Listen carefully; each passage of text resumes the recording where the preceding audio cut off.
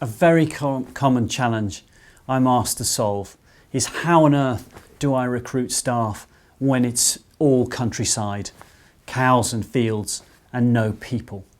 And if you have a rural service or you need to support people living rurally, then of course this can seem like an insurmountable challenge.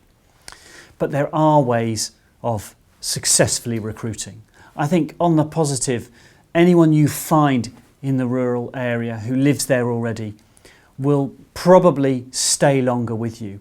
They have less choice of local employment options, so many times they are commuting out of the countryside and into the town and suffering with traffic and travel and so on that they wouldn't necessarily have to do. So if you can highlight to people that there's local work in their village or small town or hamlet, then that could be really a strong driver for people to think I don't have to travel like I did.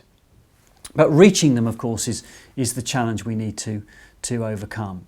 And what I suggest you do is think in any particular rural area, where would I go if I lived there to buy food or to fill up with petrol?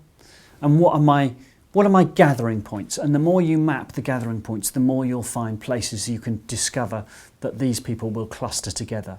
So I've heard of successes, for example, by advertising on petrol pump handles in an out-of-town shopping centre petrol station that serves a large rural hinterland.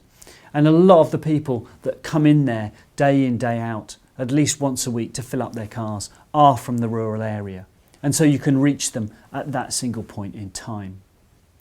But more locally, you'll find bus stops, village halls, pubs, churches. There will be places where these people go.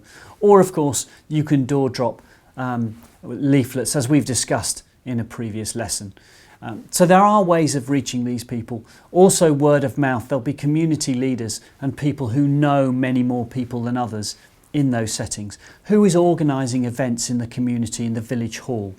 You can often approach them. It may be a mothers and toddlers group. There might be other things going on. There's probably active volunteering.